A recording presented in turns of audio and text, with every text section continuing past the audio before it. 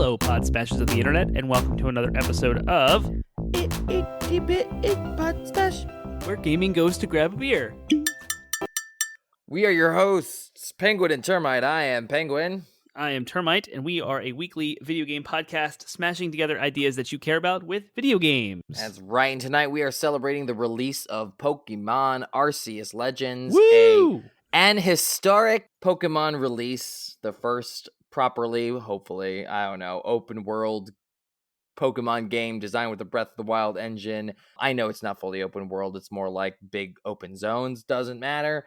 It's the first. It's still historic. It's something different from Game Freak. And we're celebrating that release with talking about the historic game console that the Pokemon games were released on originally, that introduced our first taste of Pokemon in the world and in the West was on the Game Boy. So we are doing our series Soul on the Console, where we celebrate the history of a game console. And we're kicking off our Nintendo handheld series. We've done all the Sega consoles, all the Xbox, Microsoft consoles, and now we are doing the Game Boy line, or Nintendo handhelds in general. And starting it off with the Game Boy, it's great. Kicking off 2022 Soul on the Console with Game Boys, and we're using Pokemon as an excuse to do that. And we'll sink our teeth into that wonderful little console in a little bit, but first, where gaming goes to grab a beer. So what are you drinking? I am, once again, like last week, drinking Woodford Reserve's Double Oaked Bourbon. It is the fancier version of Woodford Reserve. It is aged in a second barrel. Bourbon is traditionally aged in one brand new charred oak barrel, and this one is aged in two. So it adds a whole layer of complexity. I'm finding the more I drink it that it doesn't live up to the expense and the hype, but it is good nonetheless. Maybe you're just used to it. It's not exciting for you anymore because you've had it so much. This is the first and only bottle I've ever had, and this is the third time I've drank it from this bottle. So 3 times in my life. All right, fair enough. Not like a repeat buy of multiple bottles like I've done with Bullet and Elijah Craig and Maker's Mark, and the list goes on. Buffalo Trace, looking at you. So that's what I'm drinking tonight. Nothing super interesting because I had this last week too. So what are you drinking? I spilled my other duplicate of this, and it's disappointing because I actually really like it. I have, in honor of all the snow and cold and actual winter that we're having this year, 2022 in Virginia, I am drinking Sam Adams Cold Snap White Ale. Oh, it's yummy. On the bottom, unfiltered and lively, this crisp white ale gets a kick from a bright blend of smooth spring spices. Dude, I like this at least as much as Oktoberfest, if not better. I don't know what it is about it. It's crisp. It's cold.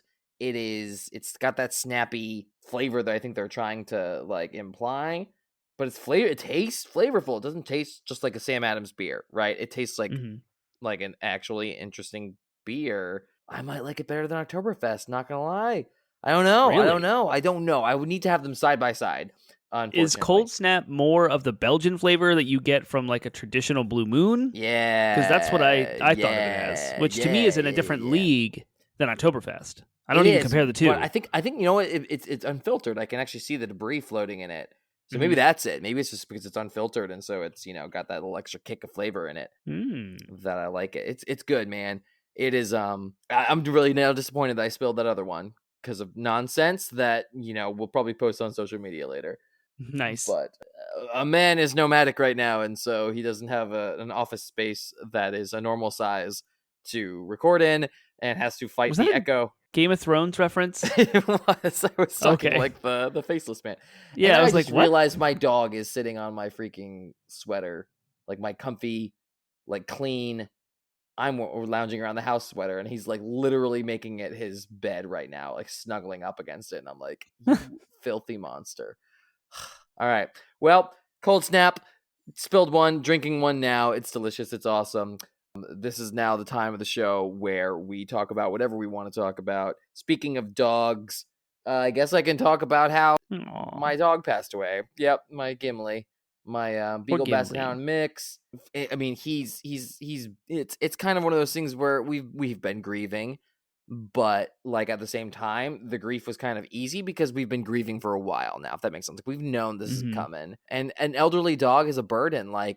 admittedly, there's sort of a sense of relief alongside the grief of being like, okay, like it's done. We don't have to like stress about it. We don't have to stress about having to like decide whether or not we want to, pay a vet bill of like $500 or more, or let him suffer, right? Like you know what I mean? Like those were constant anxieties of having an elderly dog. He was peeing on the hutch. It was just like, like it's making a mess constantly, so frustrating. So like there's a relief that comes with it too, but it's sad, you know what I mean? Like my dad said that like putting down my dog, like my childhood dog, was one of the hardest things he's ever done. He was there when they put her down. And I was like, you kidding me, man? Like, you raised twins, you raised me, which is arguably worse than raising the twins. Like, you lived through so much, and you're saying that like putting down the dog was like one of the hardest is on the list. And I get it now, dude. It was tough. Like, it's tough.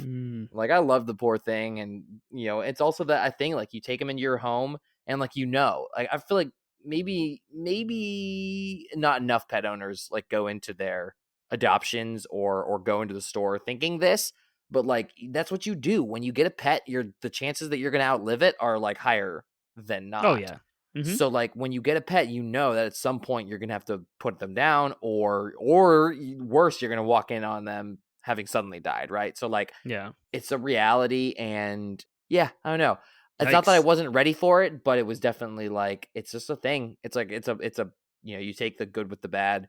You take the easy with the hard and the happy with the hard, but it's good. You know what I mean? Like we did it at the right time. I think that we did it before. He was like abjectly miserable. Couldn't move, couldn't eat, right? But his quality of life had definitely gone downhill, and that was evident for a while. And the incident that caused us to consider euthanasia was not actually a fatal thing. The vet, so basically I found him, he would always like lick the coffee grounds beneath my feet when I would make coffee before I went to bed, like prep the coffee. Well, I looked down that night, and there were like tongue-shaped blood prints.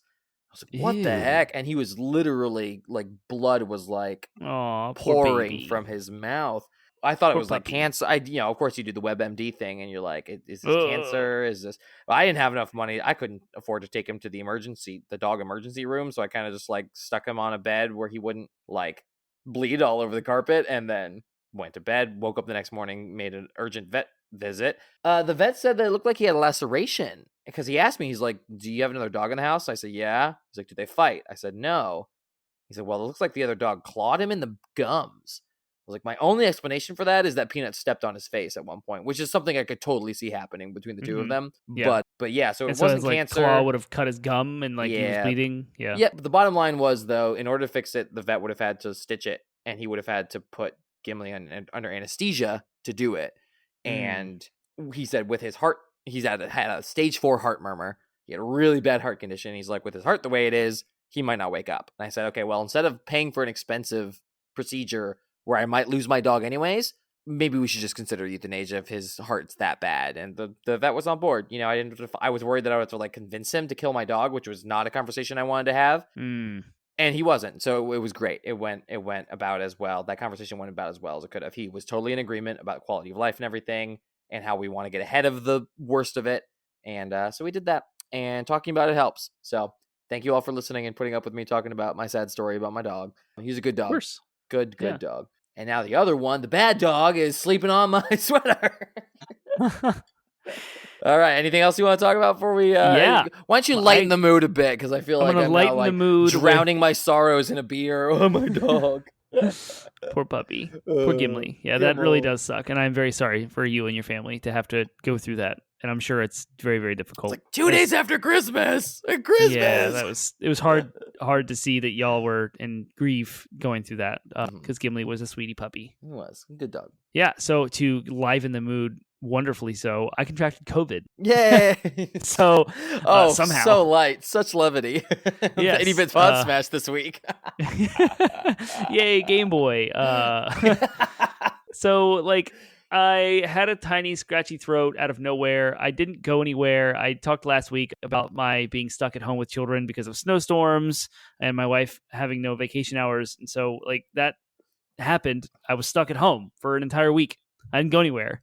And I had a scratchy throat on Friday evening, and my wife suggested I take a test. I take it because we have some at-home tests that are very hard to find and kind of expensive.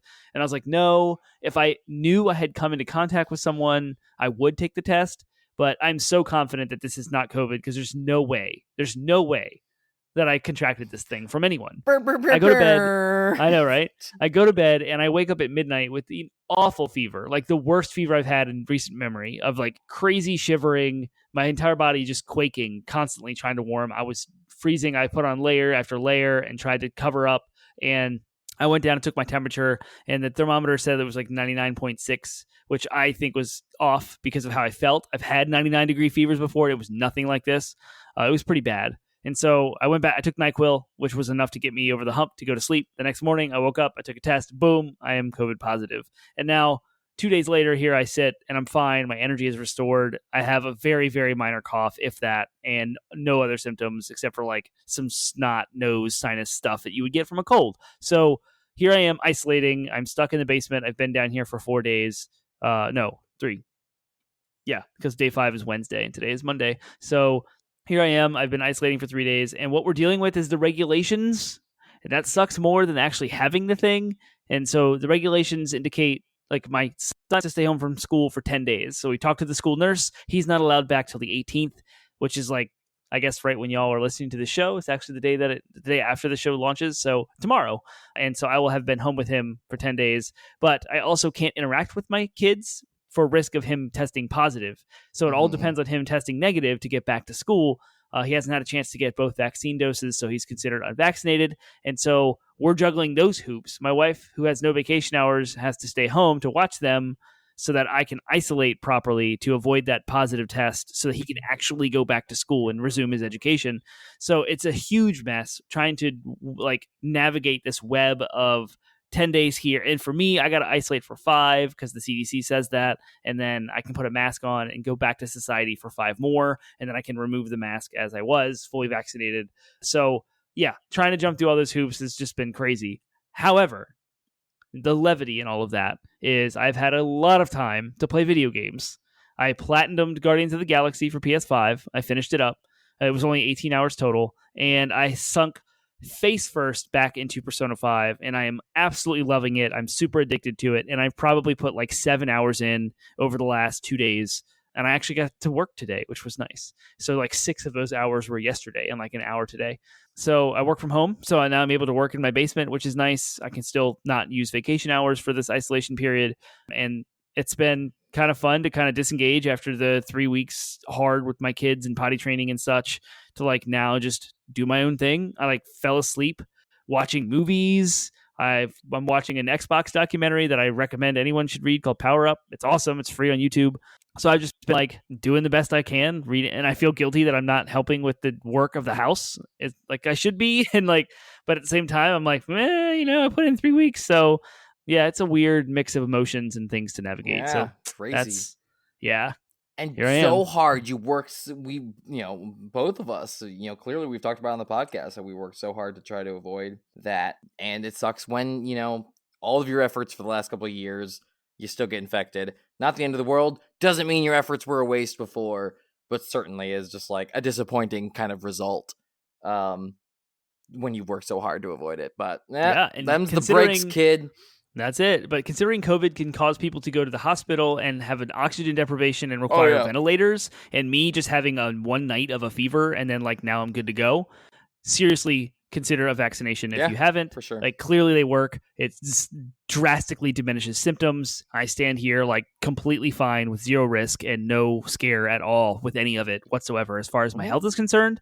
The biggest burden is just the societal restrictions that we have in place. Yep, right, and trying not to spread it to others. Yep, for sure. Yep. Oh, man. All right. Well, dogs dying and COVID infections are 100% not our favorite things, but doing this podcast is our favorite thing. Doing this podcast is our favorite thing. Favorite things. Now it's time to lighten the mood, for sure. There it is. All right. What's your favorite thing this week? Oh, so for those who are new, possibly, the Favorite Things is a segment of our show where we share with you something that we are excited about or inspired by or intrigued by. Something that got our brains working and our hearts pumping this week. Could be super deep and complicated and interesting as a new worldview that you were introduced to and have been mulling over, or it could be as simple and shallow as a silly meme that someone shared. And so, yeah, I guess I will share mine first. Mm-hmm. My favorite thing this week actually is much more on the lighter side of things, given the week that I've had. I've encountered 2 excellent new dad jokes that are now going Ooh, dad permanently jokes. in my Yes. repertoire. I need those. The first one I shared to my family. Let me see if I can pull it up because I want to read it exactly. I have 2% battery left. It's perfect. So this first one was in meme form, and it says the joke goes like this: a colon can completely change the meaning of a sentence. For example, Jane ate her friend's sandwich versus Jane ate her friend's colon. Not family friendly. Okay. It's fine. It's cannibalism. It's not. It's not anything. I didn't go cannibalism on that one, but okay. Sure. You can interpret it however you want, families. That's how my family interpreted it, actually. My dad was like, see, he makes cannibal jokes too. And I was like, yeah, cannibal jokes. All right, my other favorite one's much more light. This is the other favorite dad joke someone shared with me today. It says, you're living, you have mass, you occupy space. Do you know what that means? You matter. You matter. Yeah. Yeah, it's good. It's a good one. So that's my favorite thing. Dad jokes bring me such joy.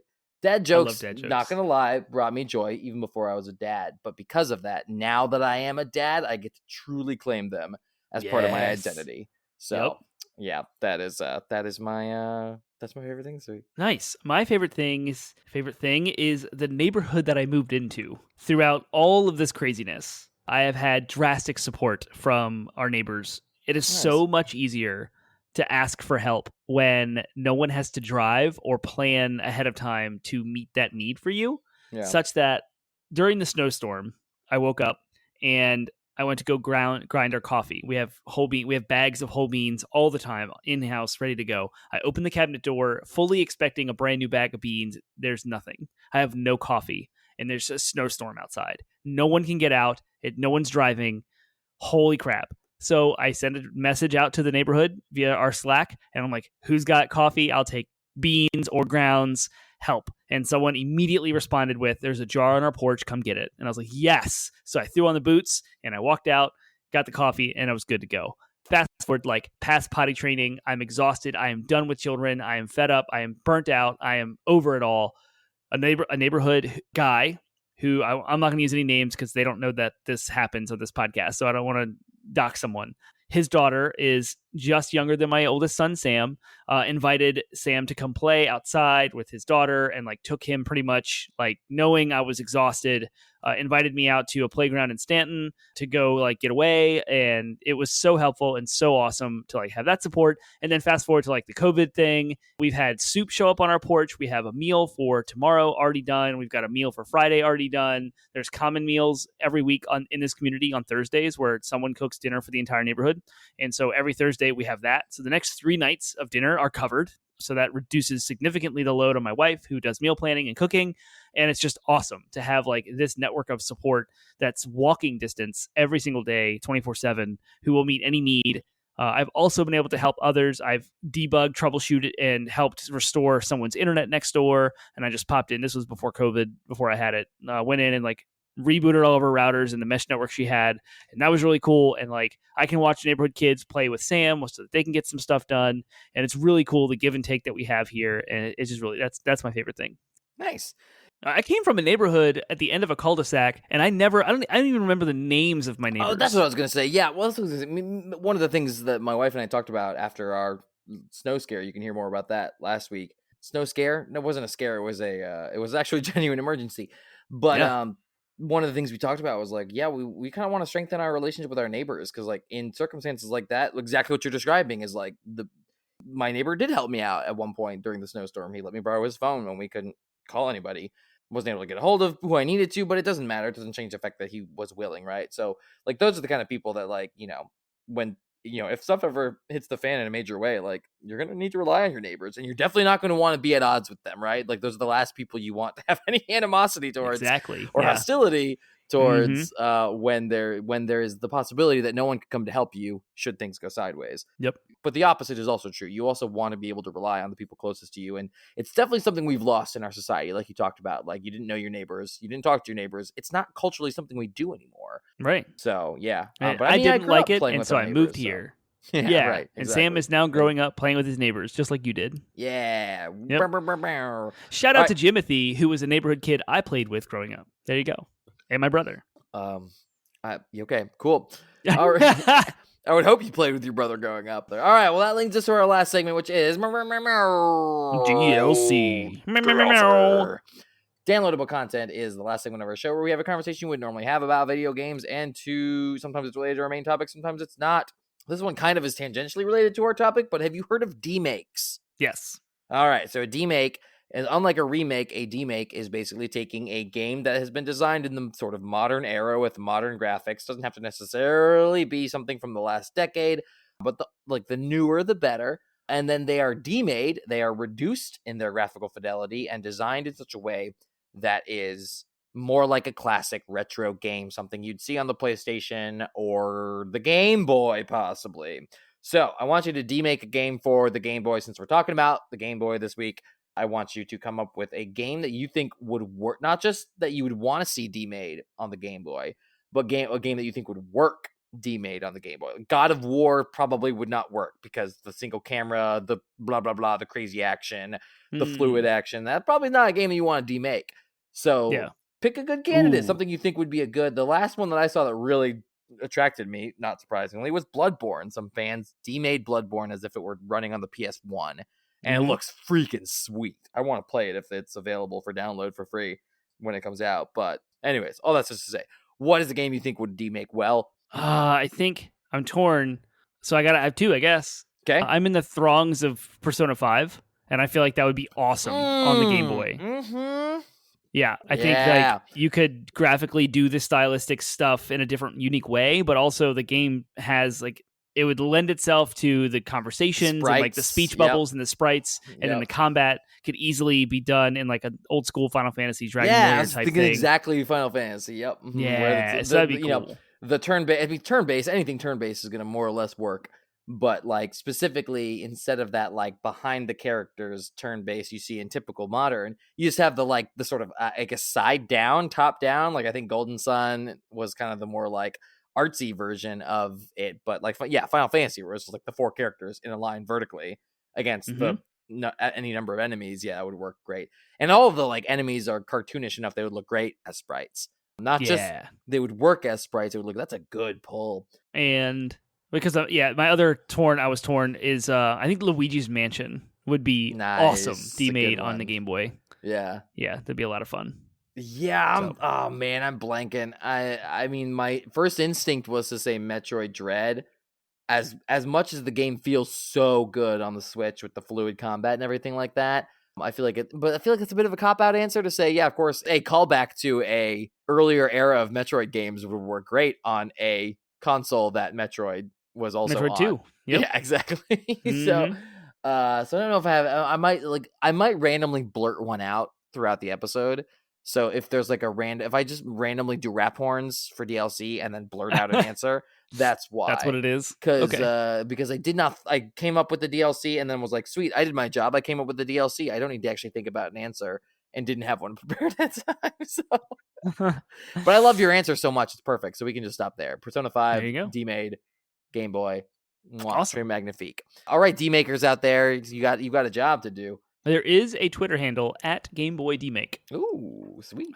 DMakes, plural, at Game Boy DMakes, all one word. Go check it out. That person, whoever that person is, has a slew of cool DMakes, like pixel art and maybe actual titles that are ROMs you can download. I'm not sure. I haven't done a lot of research on that, but it's there. So go check it out. Speaking of Persona 5, if I can take just a brief second to say. Yes. Because I had this conversation with you. Mm-hmm. I mentioned at one point how we did like a DLC, I think, where we talked about like turning us into Phantom Thieves. Yes. And how I want that so bad to be commissioned.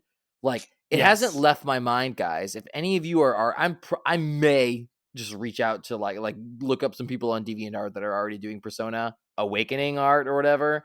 And like, I was listening to the song, the dun dun dun dun dun dun dun dun dun dun, that music or whatever Yeah. from Persona 5 Yep. when they always awaken. And I was like, Penguin and Termite need awakenings. We need artwork. I really want someone to Yes. draw us in the Persona 5 anime style of us, like our base, actual real selves or whatever, artistically expressed, of course.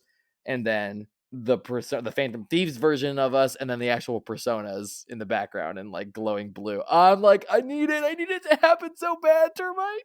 So Yeah, that'd be any awesome. artistically talented people out there who are listening to the podcast, it would be so much better if a actual fan did it, and I would pay you. So let me know, like literally message us, reach out, because I will pay you to make that art. I don't want to have to pay like a non-fan, a non-stranger, a non-listener. So if you want to draw us as Phantom Thieves, or if you just want to tell us what game you would demake for the Game Boy, more relevant to the actual conversation at hand, then you can listen to Termite, who will tell you where you can contact us if you have thoughts You or can art to share. please draw us Penguin and Termite in our personas by contacting us by going through 80bitpodsmash.com. That's our landing website, 80bitpodsmash. All of the links to our social medias are there. Facebook, Instagram, Twitter, Reddit. There's a Discord server. There's a link to that in our show notes. Please reach out to us. We would love all kind of candidates for art to choose. We will pay you, and I will probably get a canvas print of it, and I will put it in my little workspace studio down here. It'll be amazing. Yeah, And I mean, definitely all not over even social like, media. but it doesn't even have to be that persona thing. If you're just an artist and you listen to the show and you want to draw, you're inspired by our show to like draw stuff, then like whatever it is you draw. If it's like Simpson style cartoons or stick figures, if it's well done, we want to see it. We want you to share it with us. So not even in a way that is and it has any agenda attached to it. Just literally, please share your talent with us. We think that it's awesome. People who make stuff, even if it's not quote unquote good, it's good because you put effort into it and you put your talent into it. So share it with us and we can celebrate with you. So give me them stick figures. Do Give me them it. stick figures. Lastly, if you're listening to us by way of some platform and you'd like to know where else we are, 80bitpodsmash.com has links to Spotify, iHeartRadio, Stitcher, Google Play, and Apple Podcast platforms, as well as our RSS feed for you to throw into anywhere you would like. So please jump on it. Woo woo! All right, well, that leads us into our main topic, talking about Soul in the Console, Game Boys. This is, wow, we've done a fair amount of these already between the Segas and the Xboxes. So I guess we're going to be going through pretty much all the handhelds. So starting with the Game Boy and going on to the Game Boy Advance, and then you know this better than I do, but Are you talking about Game Boy, Game Boy Pocket, Game Boy Color, Game Boy Advance, Game Boy I Advance think we're going SP, to probably... Nintendo DS, Nintendo DSi?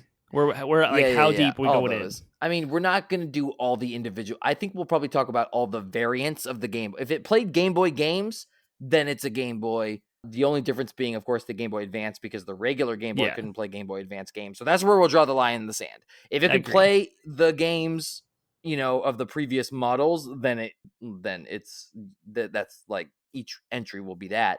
But if there are games that you can only play on that model, that is a line in the sand. So we'll delineate it as it makes sense. I like this. Yeah. So Game Boy and Game Boy Color collectively are considered the Game Boy, and it ran from 1989 through 2003. It was when the Game Boy Color was discontinued, and Game Boy Color played all of the original Game Boy games. It was backwards compatible, and not all of the Game Boy Color games were playable on the original Game Boy. Yeah, but it's enough to lump them together.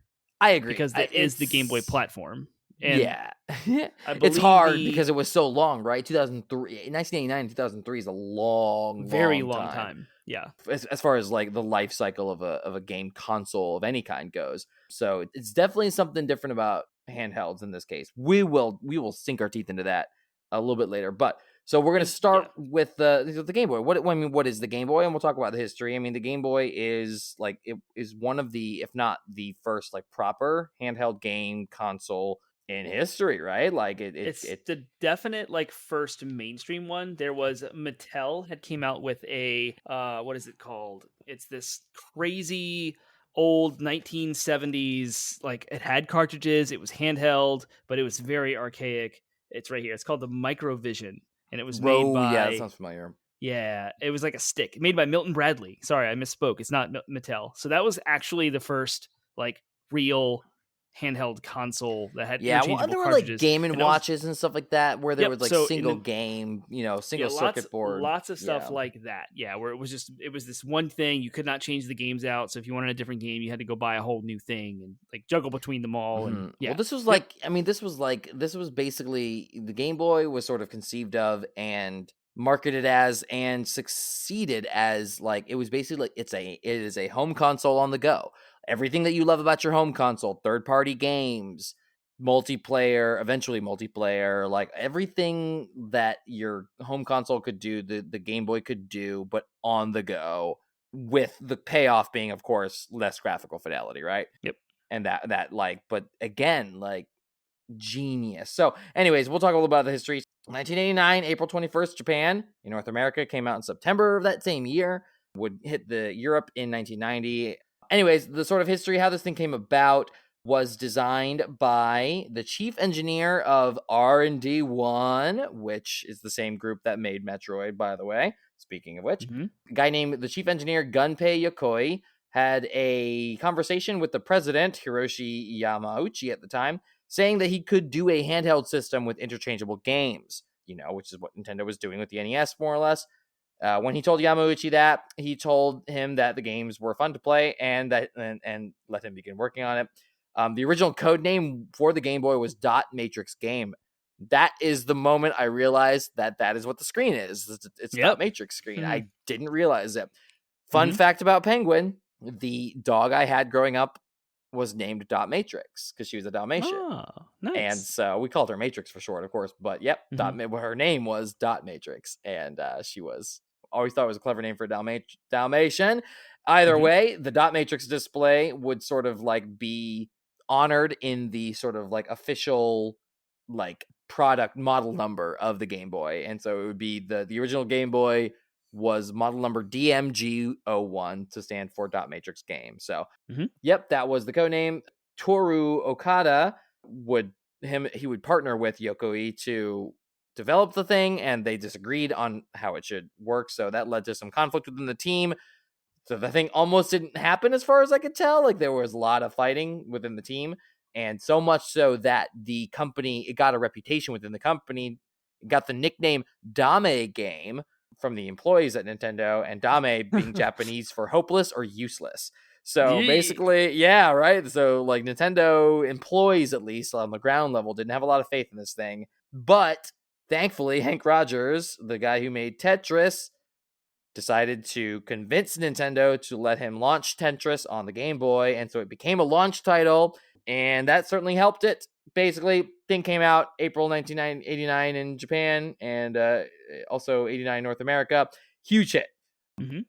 Huge hit. So it ended up being a massive success, and would basically, I mean, it's the promise of the Game Boy has been fulfilled by the Switch, right? So home console. And it's the third most selling, if you include the Game Boy, Game Boy Pocket, Game Boy Light, and the Game Boy Color models combined, like this platform, worldwide sold 118 million total units, and it's the third like highest selling like consoles of all time. And even if it sold less than the PlayStation, I mean, it lasted long, or PlayStation 2, I should say. PlayStation 2 had a window of what, like 7-8 years?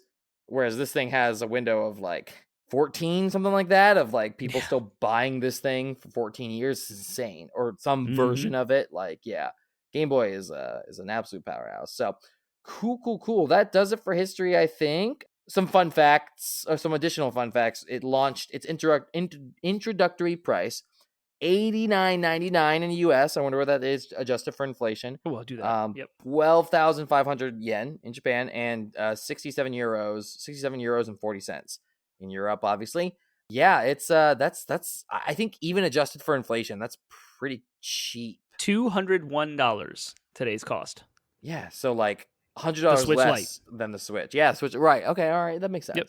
Which is exactly like the Switch Lite is pretty much what a modern Game Boy is. It doesn't have anything fancy, like you can't detach the Joy-Cons, you can't dock to the screen like TV. Like the Game Boy it's got a D-pad, 2 buttons, start select, cartridge slot. It didn't have all the bells and whistles of like internet connectivity or friends lists or parental controls or any of those things.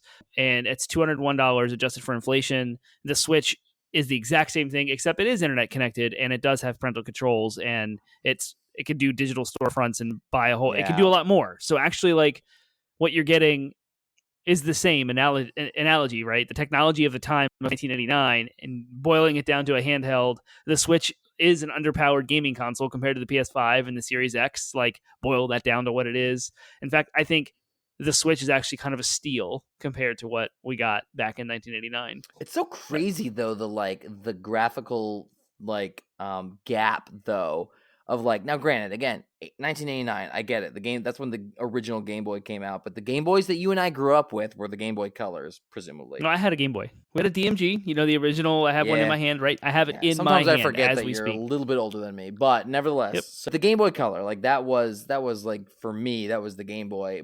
And I remember, obviously, it was way easier to convince my parents to get a Game Boy than it was to get an N64. Yeah. But when you think about that, the Game Boy Color was at its peak when the N64 was out. Like, I was playing Pokemon alongside Ocarina of Time, right? Mm-hmm. And just think about the graphical gap between those two games is insane. Like, yeah, it just seems like it's, as much as, yes, the Switch is underpowered, like, I don't feel like the graphical gap between the Switch and even the PS5 is as great as the gap between the Game Boy and the... I always felt like handhelds were N64. 2 generations behind. So, like, the DS was doing what N64 could do, but the Wii was out, right? So, like, right. the 2 generations behind. So you go from N64 to GameCube to Wii. So DS to Wii. And then you have, like, Game Boy is what NES could do, but we have an N64 on our TV. So it's 2 generations behind. Switch feels only 1 generation behind at this point, which is nice. Caught up. Yeah. Yep. But we're not talking about Switch. We're talking about Game Boy. Cool. So what is this box? Yeah, what is this little tiny box from a hardware perspective? So it has, for its processor, a Sharp LR35902 that runs at a whopping 4.19 megahertz. This is the original. This is the DMG one, right? This is the big. It's the OG. Yeah. Yep. Wow. If we want, I can do the Game Boy Color one as well. Yep. It had 8 kilobytes of RAM. So, your monster gaming rig that's got 32 gigabytes. This is 8 kilobytes, which is like... Yeah. No, tiny. And then for VRAM, it also had an 8 kilobytes for VRAM as well. And it had 4 different colors. That's all it could produce, with its little dot matrix display on its green contrasted screen. So that was it. Like I said, it had a D-pad, up, down, left, right, ABA, start, select, a power button, and a contrast. You jumped right into the controller, so to speak. Yeah, I didn't mean that. But I was talking about the hardware, so that's like... Yeah, I mean, that's the point. That's what I think the reason why I even brought it up, and the reason why you just sort of seamlessly transition. Like, it's a handheld. The hardware is the controller. Yeah. And unlike the Switch, it doesn't have that cool little, like, detachable stuff. It didn't have the ability to connect a Pro controller to it. You got what you got. The handheld itself had its own form factor as far as holding it. Very rectangular and blocky, the original DMG. I feel like the color improved it, made it a little bit more slim, a little bit more fitting children's hands, specifically. And then, yeah, like you said, D-pad, 4 buttons, and then it had, like, a volume and contrast switch, and the power. That was basically it. That was the entire controller and console. Mm-hmm. Classic. And the Game Boy Color, not ironically, but weirdly, has the exact same processor, the same Sharp LR35902. Not surprisingly, yeah. But it runs at 8.39 megahertz, which is just about double. So it doubled the processor speed, but it has a mode to run at the 4.19 for the backwards compatibility. So the same processor can just be turned back to run the original. It increased the RAM to 32 kilobytes, and the VRAM is doubled to 16 kilobytes. And it does 32,768 colors versus 4. Yeah, it's amazing. As old, again, as like not impressive as that is by today's standards, remarkable piece of technology by the standards of the 90s, right? And yes, like it's hard to overstate just how, like, I never had any problems with my Game Boy.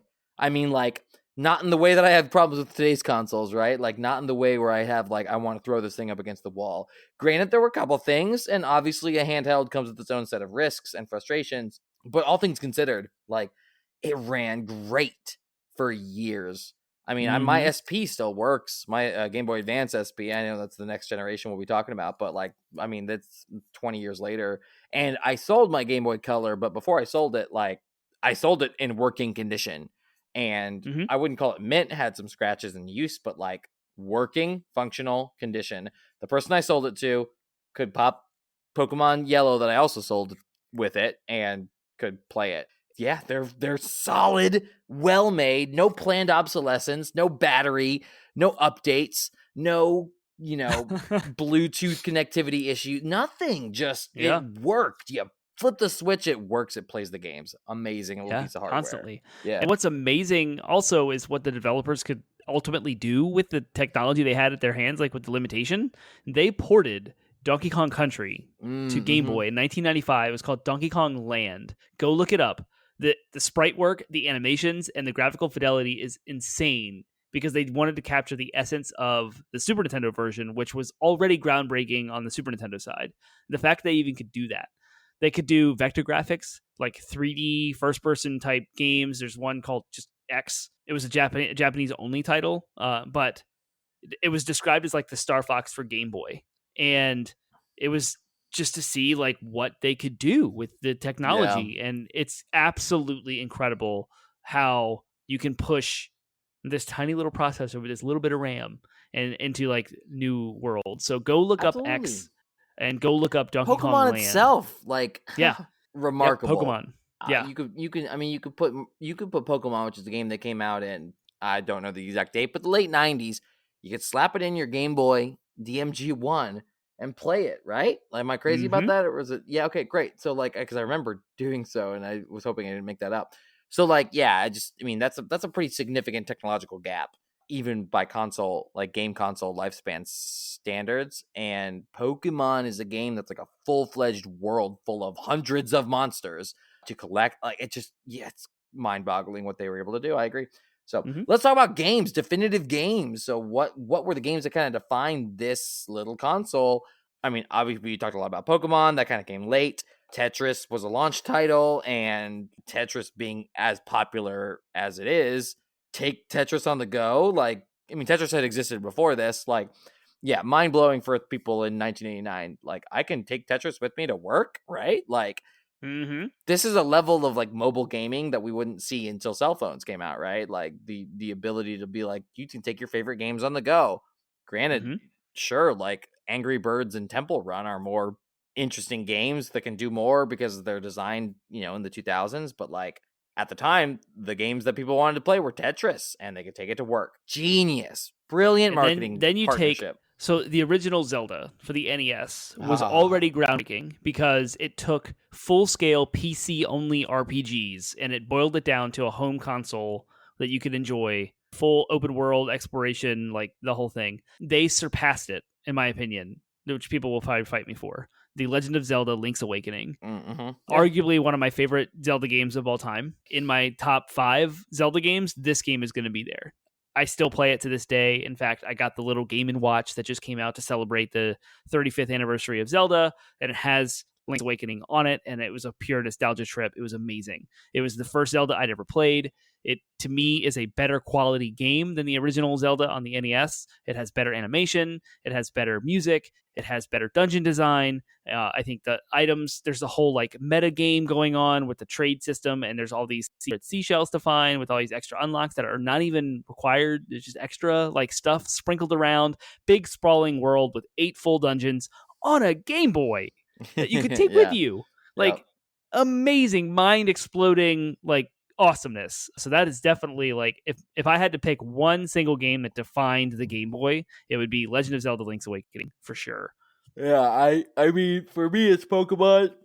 Excuse me. You better wake up. 2 beers, man. We were doubled up this week. Recording. It's a little But I inside don't want baseball there. It is, yeah, it's true. A little inside baseball. Pokemon, though, like to just take a moment to sit on what Pokemon is 150 monsters that each have their own unique way of leveling up with their own move sets and their own stats. Granted, some of the moves can go like Squirtle can learn Water Gun, but so can every other water type. You have typing across like fire, water, electric, grass, etc. And there's a whole grid for like super effective like types beating others. Right. There's Not 8 to mention gyms a that you have to go through. full-blown story and Yep. open world, seamless open Yeah. world, not like no load screens, nothing, just like boop boop boop boop boop boop. Granted, Yep. it's like I suppose I couldn't call it an open world. It's more like connected hallways, but like still gave you the feeling of being like you're exploring a world, right? So Mm-hmm. for all intents and purposes, yeah. And then some amazing platformers. Kirby, Mhm. like Kirby's Yep. Dream Land, was Super totally an Mario amazing Land. NES. Super Yep. Mario Land 1, 2, and 3, which was Wario Land, and that debuted Wario as a villain. To this day, he exists as a normal character in the Nintendo because of his debut in Super Mario Land 2, the 6 golden coins. He was the main villain. And that had like a world map and all that. Like, it's just, yeah. My mind is Wax blown at what they could eloquent. do. Yep. Yeah. Yep, for sure. I could at the Game Boy. And then Metroid 2, of course, which is awesome. And the remake for that is on the 3DS, and you can play that too, which inspired Metroid Dread. So Metroid Dread has its roots to the Game Boy. And let's see, there's some Mega Man titles. There's Donkey Kong Land There's we so talked much, about. man. Classics. Lots of great games. And let's not forget, lots like, of good Nintendo properties on there too. Yep. so good. The Game Boy camera, which so Nintendo continues to innovate with every one of their consoles. They do some crazy you've moved stuff on. sometimes. You were just moving right past into Oh, yeah? attachments. Oh, my bad. That's our Yeah, next. all right. It's fine. Cool. So the next Are you thing we're done going talking to about talk the games, about though? Is there any other games you want to talk about before we move on? not particularly. Yeah, we can move on because There's a lot of ports, a lot of arcade ports, a lot. I mean, the game library is huge. There's like 1,000 different games for Game Boy. I mean, but there's a I great. think we've hit the highlights. If we hit the best selling list, there's the best selling list that I linked off to. So if we add that, you guys can look at it yourself. But I mean, in general, I mean, I think we hit the main ones, right? Like obviously it's Nintendo, so you're gonna have Mario, you're gonna have Zelda, you're gonna have Metroid and stuff like that. The real things that were like, in my mind, the real ones that were definitive, or the one that in my mind that is definitive is Pokemon, just because now it's like part and parcel. You're gonna get Nintendo, you're gonna get Pokemon on that console eventually. This was the first. This was Pokemon made its debut, and we'll talk about the impact of that in a while. But let's move on. We'll before we talk about impact and legacy of the console and the games and everything about that generation of gaming, let's talk about the attachment. Since you brought up the camera, there's the camera, and I'll let you jump into that then. Yeah, so Game Boy camera came out, I don't remember, it had to have been the early 90s. And it was a camera attachment. It came with a printer, and the printer had a special type of paper. So instead of like an ink cartridge that put ink onto the paper, it was more like the paper would react to being scratched. It's not literal. I'm not being literal here. It's definitely an analogy.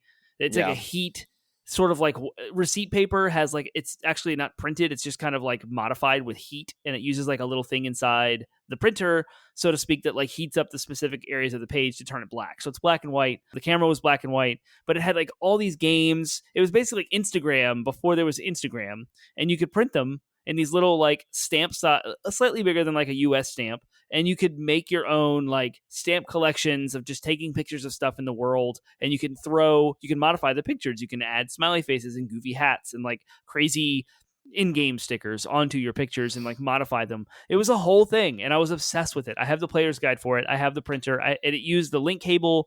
The link cable was another accessory that you could use to do multiplayer things. Pokemon specifically, you could trade, you could battle. Some other games you could like do some like 2-player stuff.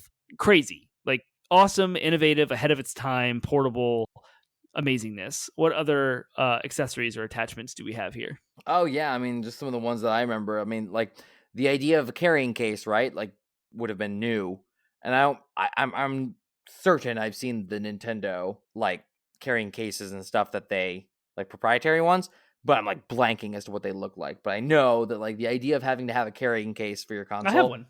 Yeah. Nice. Mm-hmm.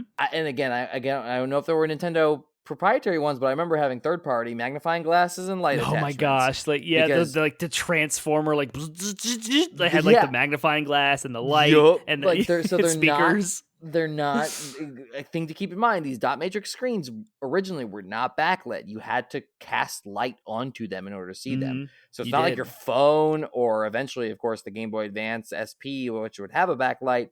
You couldn't just play them in your car at night you without having a light source. So of course, both third parties and I guess Nintendo would sell like light attachments, so you could stick it in. It would power through the, I want to say it powered through the audio jack of the thing or something. And yeah, shine light. cast light onto the screen so that you could play it in your car.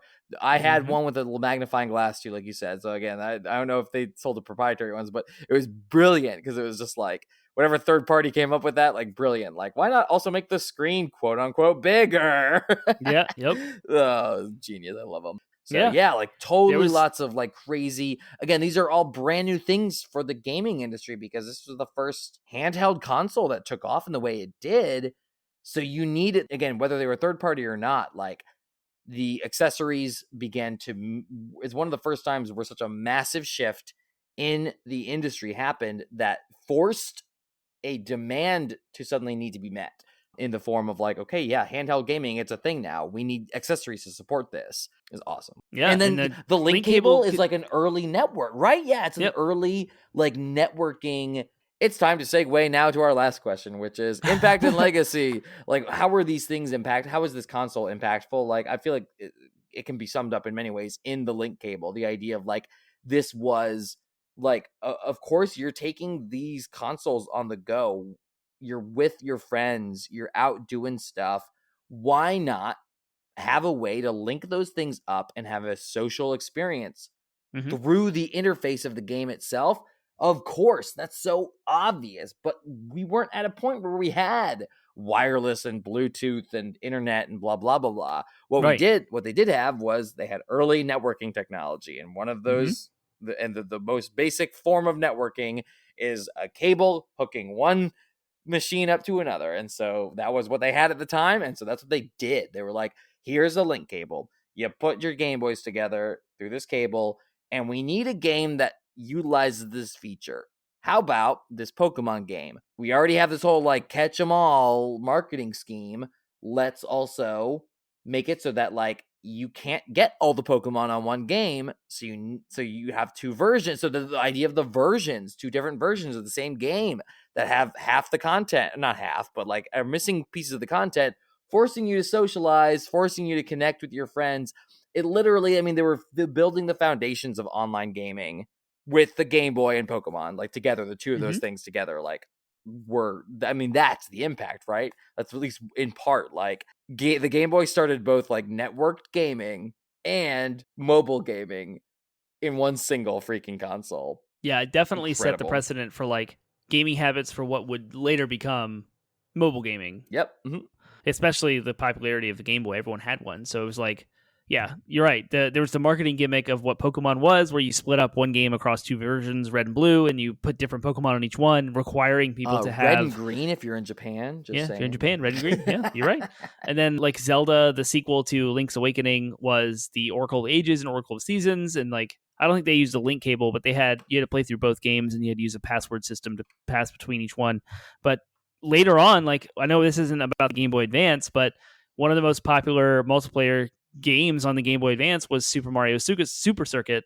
And I know I had fond, extreme, amazing memories that are incredible of playing 4-player Mario Kart in the cafeteria in high school before school would start. We'd get there early and we'd sit with our link cable, and the four of us would all play. And then later came the port of Link to the Past, which came with Four Swords.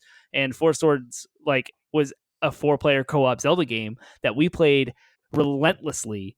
Shout out to Pappington, who's friend of the show, and he's on our Discord, and he jumps into our live chat sometimes. He was one of those folks that would jump in and play with us for hours. It was just absolutely incredible. We loved the idea of taking mobile multiplayer on the go. And then later innovations, of course, we'll talk about when we get to our Game Boy Advance episode. Who knows when that will happen, but we hooked up to GameCubes. It was insane. Yeah, so Nintendo continues to like revolutionize the handheld gaming market entirely. I think other console manufacturers were pursuing the same gold mine. Like the Game Gear had come out from Sega, and that was full color screen with a backlight, and it used 6 AA batteries, and it drained them in like 5 hours, 4 hours, maybe, if that. And so it was just churning through batteries, where Nintendo continued, even with the Game Boy Color, like optimizing battery life, because that was like, Nintendo has this way, and they still do it to this day. There's a practicality to their consoles that makes it something that people just want to use. Like, you just randomly draw a person out of a group of 1 million people, and you say, boom, what is this person going to care about? It's not going to be the enthusiast gamer. It's not going to be top of the line graphics, cutting edge processing power. It's not going to be, all of these extra features. It's going to be, does it work? Does it play the games I like? Does it function? And will it last? And they did that with the Game Boy, with the battery life. And so, like, having that kind of mentality on the portable handheld side is what Nintendo started with the Game Boy and continues. You can draw that through line all the way through to the Switch today, and why it came out in 2017. It is vastly overpowered by PS5 and Xbox Series X, and it is still selling gangbusters. Animal Crossing and Mario Kart 8 are two of the most top-selling games over the last 2 years. They're on the top 10 list of games being sold, and that's not including digital sales. So Nintendo knows what they're doing. So totally, all of that goes back to the Game Boy and the success of what it was and what they were trying to do and what they were trying to accomplish in this little box that's called DMG01 that cost $90 and played Mario on the go with a little cartridge. You can just buy more games. You can change out the cartridges, and it worked. It's solid. It's good stuff. Yep. I have nothing to add. Foundational. Yeah. I'm so excited to talk about this. We've been excited to talk about this. I loved all the other Soul in the Console episodes we did. There was almost always something interesting about each console, but I feel like I can't praise the Game Boy enough for what it is, and it came out just at the right time too. Like you said, there were other handhelds that came before it that just didn't take off. The world wasn't ready until Nintendo, and then also couple that with Nintendo was the right company to do the Game Boy as well. So just so right. Good. I always considered them like the Apple of gaming. So the iPhone was the standard go-to cell phone with the whole smartphone market thing, and how they favor user experience over anything else. They're not super cutting edge or innovative like the Android side is, but it also means there's fewer bugs and there's fewer things to work through. They've solidified it. And Disney does the same thing with their content and their movies. At least in the past, they've done all that stuff. I feel like they continue to do that, but Nintendo does that on the gaming front. Everything's super polished. Everything Nintendo comes out with doesn't have most doesn't have a day one patch. There's not usually massive widespread bugs and issues.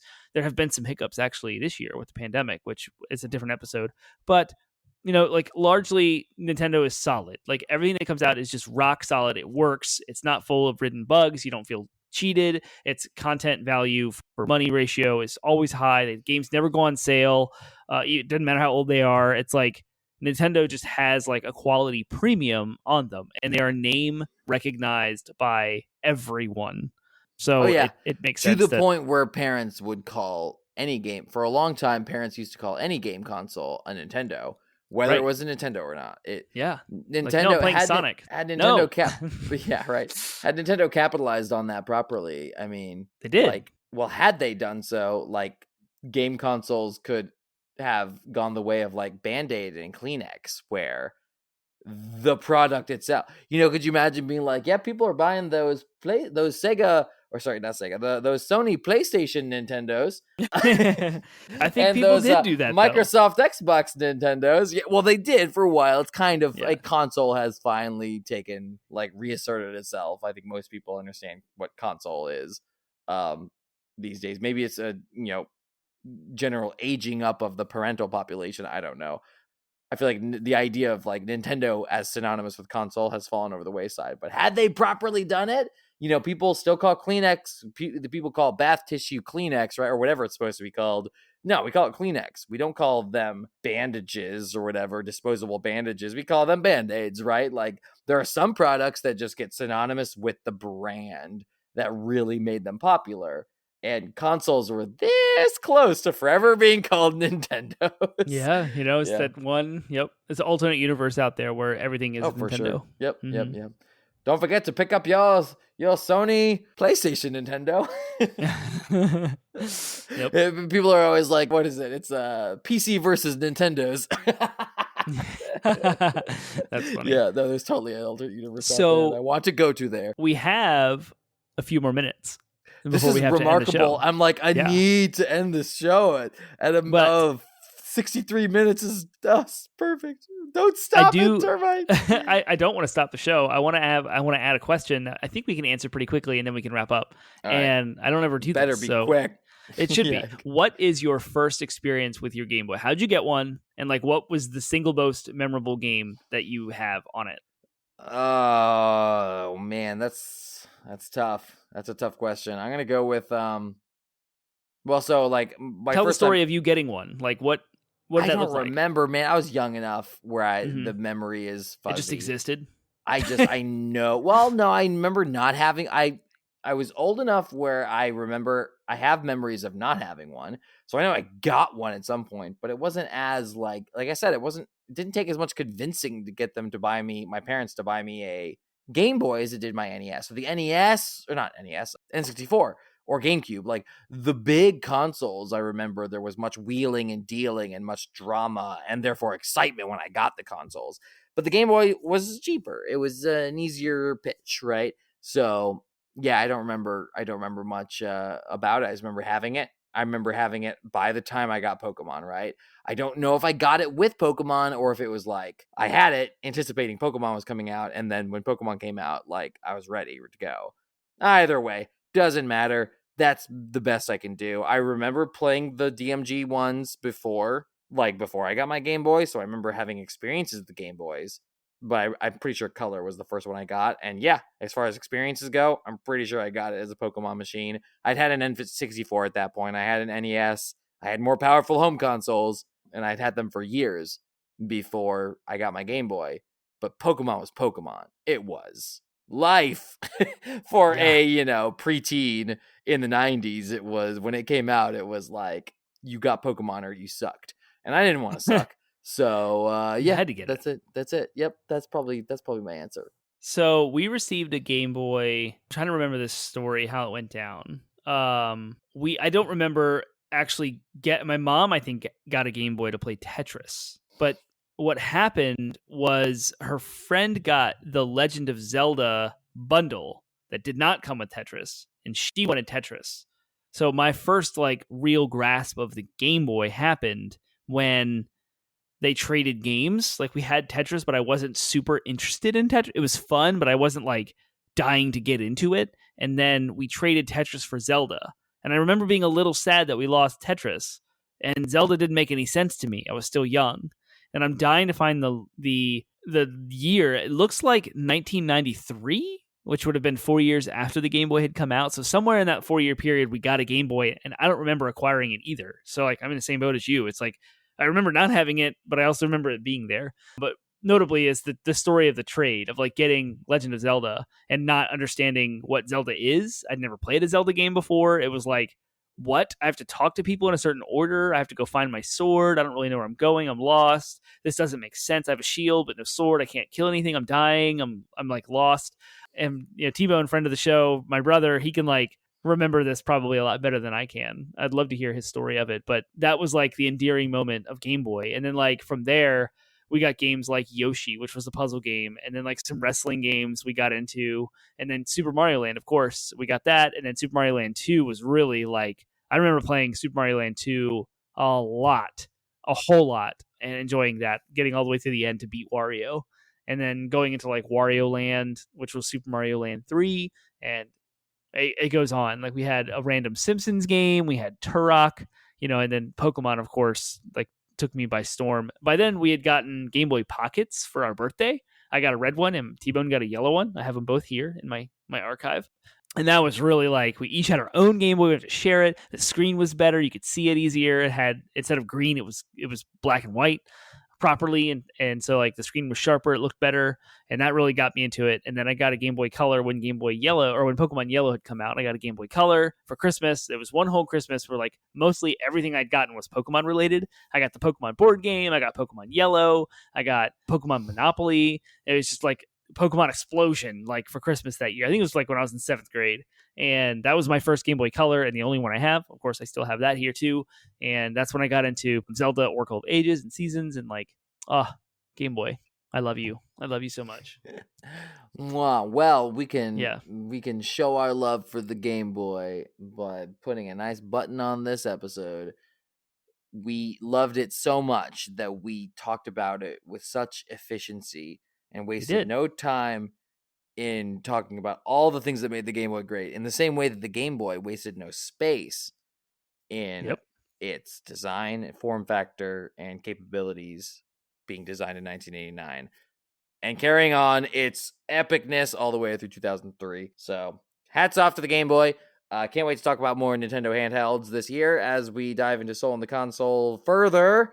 And in the meantime, that is it. If you have lots of thoughts of the Game Boy, if you loved it, if you hated the stupid thing and you were totally an Atari guy or whatever, or if you're like a huge Mattel or Milton Bradley fanboy and just love that, whatever it was called, then we want to hear those thoughts too. And we want to hear more. If you're like a Zoomer who missed out on this entirely and you've only ever played games that have been networked together over wireless internet and never have had to, like, plug a Game Boy into another Game Boy using a link cable that you paid $30 for, then we want to hear that experience and what you missed out, what you feel like maybe you missed out on, or thank God you missed out on. And so all those thoughts and more, you can share those thoughts with all the places that Termite told you about before and is going to remind you of now. 80bitpodsmash.com, 80bit podsmash. That's our landing site with our links to social media outlets, Facebook, Instagram, Reddit, and Twitter. Hit us up. Let us know what you think of the Game Boy. What was your favorite title? What was your favorite console? Did you get one at release? Did you get one later? How did you come across it as an adult? Please let us know when you jumped into the Game Boy life and what your favorite games were and your best memories. Let us know. And please, if you are listening to us by way of a platform you'd rather not hear us from and you have a better choice, go to that same website, 80bitpodsmash.com, and find links to all of our other podcast platforms, Spotify, iHeartRadio, Stitcher, Google Play, Apple Podcasts, and wherever you would like by throwing our RSS feed, which is available to you, into any app you would like of your choice. Let us know if we're not somewhere you want us to be. And don't forget, our Discord server is alive and well and thriving. There's people there talking and communicating. We have fun. We have conversations. We laugh, joke. Check out our Discord server in all of our show notes, and we can't wait to hear from you. All right. Have you heard of this thing called NFTs? No. Are they? No, they need to go away. Please kill them. Shoot them in the foot. No fungus toes, non-fungible toes, no nubile fungi toes. We'll talk about non-fungible tokens and what their effect on the video game industry it may or may not be. NFTs are a super hot topic of conversation, and I didn't know about them until like a few days ago. As in, like, I've seen it. I'm very late to the conversation, but it's a conversation that's happening now in not just video games, but the world. It's a form of cryptocurrency, and we'll jump into it.